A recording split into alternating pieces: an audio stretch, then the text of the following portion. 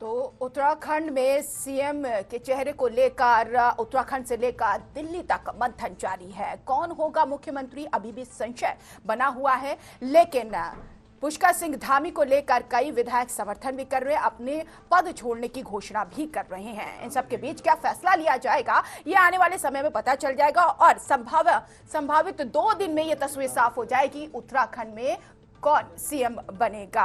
मदन सिंह हमारे साथ जुड़ गए हैं संवाददाता जानकारी के साथ। मदन, क्या चर्चाएं हो रही हैं? दिल्ली में भी मंथन हो रहा है सीएम के चेहरे को लेकर, क्या जानकारी? फातिमा, देखिए जिस तरीके से जो है प्रचुर बहुमत के साथ बीजेपी ने यहाँ पे सरकार बनाई हुई है, तो निश्चित तौर पे 57 विधायक यहाँ पे पहुंचे हैं और इसकी चर्चाएं भी गर्म है। और जैसे कि भाजपा की बड़ी पार्टी रही है, वो कहीं न कहीं एक ऐसे जो है चेहरे के सामने लेके आती है जो किसी के मंथन में नहीं होता, किसी को जो है जहन में नहीं होता। ये कई बार जो है चौंकाने का कार्य बीजेपी ने किया है।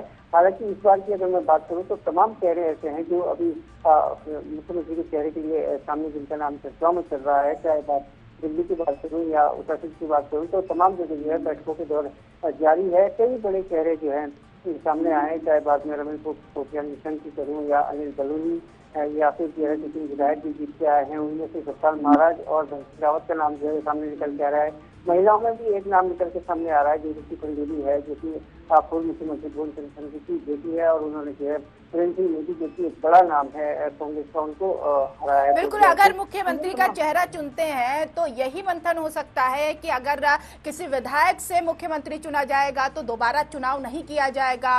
और बीजेपी ये भी सोच सकती है कि जो 3 बार मुख्यमंत्री बदले गए हैं उसमें वो दोहराया ना जाए, किसी सांसद को भी चुन सकती है या फिर किसी बाहरी चेहरे को भी मुख्यमंत्री बनाया जा सकता है।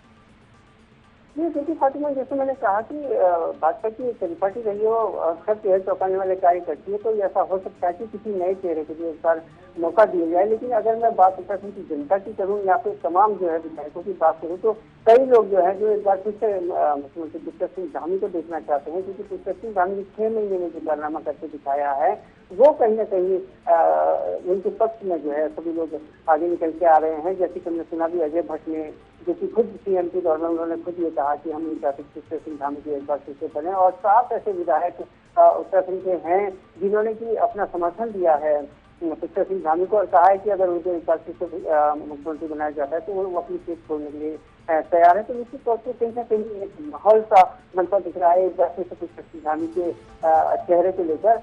लेकिन भाजपा की जिस तरीके की परिपाटी रही है, मैंने पहले भी बताया कि वो कहीं ना कहीं बहुत बड़ी बात है। एक विधायक के तौर पर 2017 में खटीमा की सीट जीत गए थे पुष्कर सिंह धामी, लेकिन एक मुख्यमंत्री के तौर पर वो अपनी सीट नहीं बचा सके जो परंपरागत सीट थी। लेकिन इन सब के बीच क्या खटीमा की जनता के दिमाग में रहा और आखिर क्यों पुष्कर सिंह धामी को वो नहीं चुन पाए?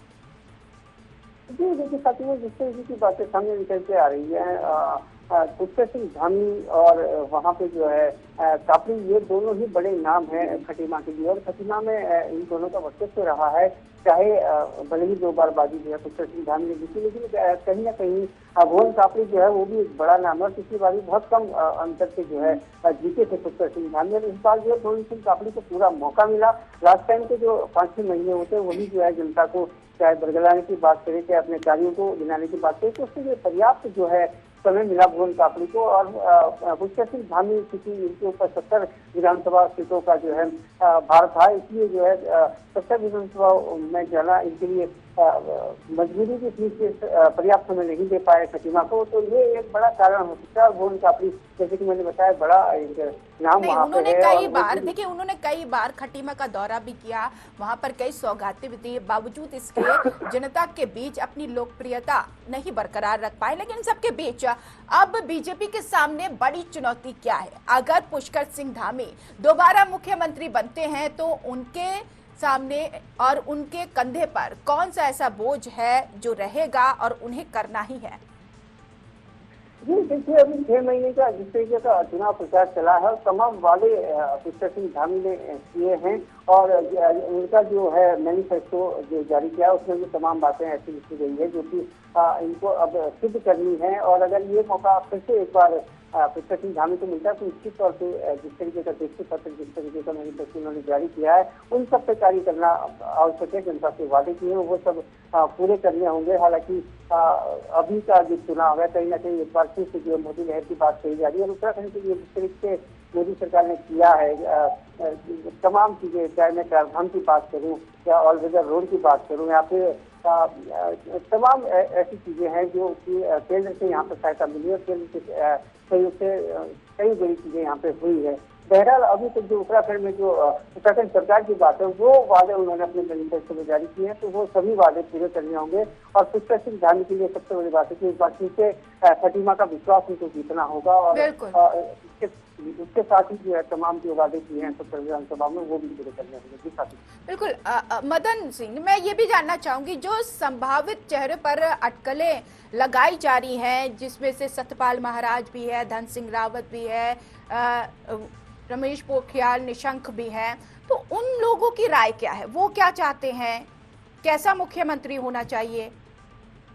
जी देखिए, जिस तरीके की बातें सामने निकल के आ रही है, चाहे मैं बात करूँ धन सिंह रावत की, धन सिंह रावत पिछली बार भी एक सबसे बड़ा चेहरा था जिनका नाम सबसे पहले सामने आया था, क्योंकि इस संघ के मजबूत कार्यकर्ता हैं और अच्छा कार्य उन्होंने उत्तराखंड में किया है, तो युवा हैं इसलिए उनका नाम पिछली बार जो है उछल के सामने आया था। लेकिन इसके बावजूद जो है धर्मेंद्र रावत को बनाया गया था उस समय।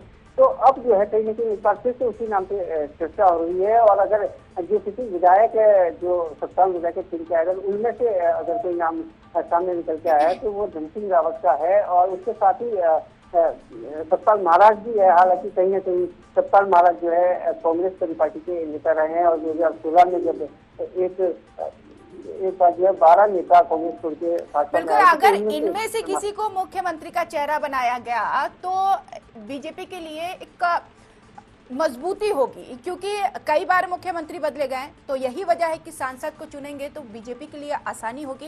लेकिन इन सब के बीच एक सवाल ये है कि एक मिथक जो बना हुआ है कि सीएम आवास में जो भी मुख्यमंत्री रहता है वो मुख्यमंत्री अपनी सीट से हार जाता है। कहीं यही वजह तो नहीं है कि पुष्कर सिंह धामी इसीलिए हार गए? हाँ देखिए, उत्तराखंड में तमाम ऐसे मिथक हैं जो कि निरंतर चले आ रहे थे, लेकिन फातिमा में आपको एक बार ये भी बता दूं कि इस बार जो है कई रिकॉर्ड ध्वस्त हुए हैं, कई मिथकों को तोड़ा गया है। जैसे कि मैं बात करूं, यहाँ पे जो शिक्षा मंत्री रहे हैं वो कभी जीते नहीं है, इस बार जो है अरविंद पांडे फिर से जीत के आए हैं, वो मिथक एक टूटा है। यहाँ पे जो है पेयजल मंत्री जो बने हैं वो कभी दोबारा जीत के नहीं आए हैं, वो इस बार जो है विष्णु सिंह सुपाल ने उस मिथक को तोड़ा है। और ये सबसे बड़ा मिथक था कि यहाँ पे कभी सरकार रिपीट नहीं होती है, इसलिए इस बार जो है भाजपा एक बार दोबारा से जीती, तो वो भी मिथक यहाँ पे टूटे हैं।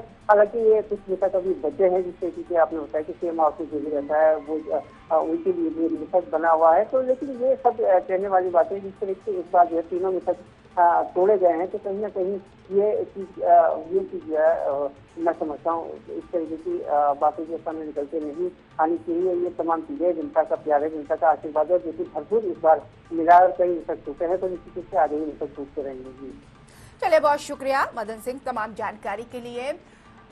तो अभी फिलहाल फैसला आने को है कि कौन मुख्यमंत्री बनेगा। उत्तराखंड से लेकर दिल्ली तक इसको लेकर चर्चाएं है, और ऐसे में इसको लेकर मंथन भी जारी है। हालांकि आलाकमान ही ये फैसला लेंगे कि उत्तराखंड में मुख्यमंत्री कौन बनेगा, लेकिन जो भी मुख्यमंत्री बनेगा उनके सामने कई ऐसी चैलेंज है जो फेस करना पड़ेगा, क्योंकि जनता को बहुत सारी उम्मीद है अब बीजेपी से, चाहे शिक्षा की बात हो, चाहे पलायन की बात हो, या फिर रोड और सड़क की बात हो, उसकी मरम्मत की बात हो, और देवस्थानम बोर्ड का जो मसला है उसको लेकर भी बीजेपी को बहुत कारनामे कदम उठाने होंगे, और तभी जनता का दिल आगे जीत पाएंगे। क्योंकि ये 2022 का चुनाव 2024 की तस्वीर को भी साफ करता है। अगर काम सही से बीजेपी करती है, जनता के विश्वास को जीतती है, तो आने वाले समय में बीजेपी को बहुत ही ज्यादा फायदा मिलेगा, क्योंकि इस समय जो विपक्ष है बहुत ही ज्यादा मजबूत हुआ है, सीटों में इजाफा हुआ है। हालांकि वो सत्ता में नहीं आ पाई लाख प्रयास के बाद। अभी फिलहाल एक तरफ हार के मंथन चल रहे विपक्ष में, और दूसरी तरफ मुख्यमंत्री कौन होगा इसको लेकर सत्ता पक्ष में मंथन चल रहा है। अब देखना यह है कि उत्तराखंड में आने वाले समय में क्या कुछ होने वाला है, और कैसी तस्वीर निकलकर सामने आने वाली, और क्या कुछ बदलाव बीजेपी कर पाती है, क्योंकि बहुत ऐसी चीजें हैं जो करनी है। बीजेपी को विकास की अगर बात किया जाए, रोजगार की बात किया जाए, पलायन रुक जाए, युवा किसी और राज्य का रुख ना करे, उसको लेकर भी बड़े फैसले लेने हैं। रामनगर से आसिफ इकबाल संवाददाता जुड़ गए हैं जानकारी के साथ। आसिफ, बीजेपी को पूर्ण बहुमत मिल गई है, लेकिन अभी फिलहाल संशय बना हुआ है कि उत्तराखंड में मुख्यमंत्री कौन होगा। क्या कहती है रामनगर की जनता? देखिए फातिमा, मैं आपको बता दूं कि वास्तव में जो है बहुत अच्छी जो है बहुमत बीजेपी को मिली है और बहुत अधिक सीटें हैं जो कि एक तरह से सरकार बनाने के लिए बहुत हैं। और एक मैं बात ये कहूंगा कि जहां तक जनता की बात करें तो रामनगर की जनता ने भी बीजेपी का विधायक दिया है और पिछली बार भी यहाँ रामनगर की जनता ने बीजेपी के विधायक को ही जिताया था। तो अब एक तरह से देखा जाए कि जनता जो जनादेश दे रही है, पार्टियां उसके विपरीत जाने की मंशा रख रही हैं या उससे उस तरह की बातें आ रही हैं। क्योंकि देखिए, अगर हम इसे जनादेश कहें, क्योंकि सीएम धामी को जनता ने स्वीकार नहीं किया, इसको जनादेश ही कहा जाएगा। बाकी लोगों, बाकी विधायकों को जनता ने स्वीकार किया, उनको जनादेश दिया। तो जनता की चाहत के हिसाब से अगर देखा जाए कि तो जनता जो इन विधायकों में से ही किसी एक को जो है मुख्यमंत्री का चेहरा बनाया जाए, क्योंकि अभी तमाम लोग हैं जो लाइन में खड़े हैं। अभी रामनगर के विधायक तीसरी बार जीते हैं और अभी तक भी इनको जो है कैबिनेट में कहीं दर्जा नहीं दिया गया था, पिछली बार भी ऐसे ही रह गए थे। तो एक तरह से देखा जाए कि जो नए लोग हैं, क्योंकि धामी जी के सामने एक लंबा कैरियर अभी पड़ा हुआ है। ये निकलकर सामने आ रहा है कि जो विधायक है उनमें से ही किसी को मुख्यमंत्री बनाया जाए, लेकिन इस रेस में तो पुष्कर सिंह धामी है ही नहीं, वो तो अपने सीट से ही हार गए हैं। देखिए, बिल्कुल ये तो जनता चाहती है कि अपने चाहने वाले विधायकों को ही जिताकर भेजा है। अब जनता उनको नहीं चाह रही थी तो नहीं जिताया, अब ऐसे में पार्टी उनको जबरन मुख्यमंत्री के रूप में थोपे। आसिफ, एक बात मैं जानना चाहूंगी, उनके हार के पीछे की वजह क्या रही? ये भी टटोलना बहुत ज्यादा जरूरी है, क्योंकि आगे की तस्वीर को भी देखना है कि अगर मुख्यमंत्री ये बनते हैं तो वही जोखिम, वही चीज क्या बीजेपी फिर से उठाने के लिए रेडी है? देखिए, बिल्कुल मैं आपको बता दूं कि अगर हम बात करें वजहों की, तो वजह सबसे बड़ी बात है कि विधानसभा, जो इनकी अपनी विधानसभा है, उसमें ये जनता का दिल नहीं जीत पाए। तो जो व्यक्ति अपनी जनता का दिल नहीं जीत पाया, ना ही विधायक बन पाए, वो अब प्रदेश की जनता का दिल क्या जीतेंगे? जहां तक इनको मुख्यमंत्री बनाने का सवाल है, तो वो एक कम समय के लिए अल्पावधि में ये सीएम का पदभार ग्रहण किया था और वो बहुत बखूबी उन्होंने निभाया भी। लेकिन अगर हम बात करें 5 साल के लिए जनादेश की, तो उसके लिए जनता ने इन्हें स्वीकार कर दिया। और वजहों की बात करें तो सिर्फ एक ही वजह निकल कर आती है, वो है जनादेश। यदि सारे विधायक जनादेश से जीत कर गए हैं तो जो लोग हारे हैं वो भी जनादेश से ही हारे हैं। आसिफ, ये भी जानना चाहेंगे कि उत्तराखंड की जनता ने केंद्र के कार्य को सराहा है या फिर राज्य की सरकार के कार्य को सराहा है? देखिए, जो जनता है उसने अपने जो स्थानीय मुद्दों को लेकर के चल सके उनको ज्यादा वरीयता दी है। और जहां तक जो है बात करें हम केंद्रीय मुद्दों की, तो उससे जो है जनता का उतना ज्यादा सरोकार था नहीं, क्योंकि जनता को जो अपने स्थानीय मुद्दे हैं, क्योंकि उत्तराखंड की जो बड़ी समस्याएं हैं वो आज भी ज्यों की त्यों खड़ी है, उन्हीं समस्याओं को दूर कराने के मकसद से जनता ने ये जनादेश दिया है। इसमें जो बड़े मुद्दे हैं उनका रोल उतना ज्यादा नहीं है। इन सब के बीच अब बहुत ऐसे संभावित चेहरे हैं जिसमें अटकलें बनी हुई हैं, तो क्या लगता है कि किस आधार पर, किस फॉर्मूले के हिसाब से बीजेपी मुख्यमंत्री का चिन्हित कर सकती है? देखिए, कहीं ना कहीं बीजेपी जो है बहुत सक्षम पार्टी है और उसमें जो है हर बार जो है कहीं ना कहीं बहुत बड़ी रणनीति के तहत और बहुत बड़ी समझदारी के तहत जो है हर बार जो है मुख्यमंत्रियों को पेश किया है। तो इसमें कई ऐसे चेहरे हैं जो कि पूरे संगठन को जोड़ के रख सकते हैं और कहीं पर भी कोई ऐसी 5 साल बहुत अच्छी सरकार चले और कहीं पर कोई दिक्कत ना आए, तो ऐसे चेहरों में जो है अगर हम बात करें माननीय सतपाल महाराज की, तो वो भी एक चेहरा है। माननीय मदन कौशिक जी, वो भी एक चेहरा है।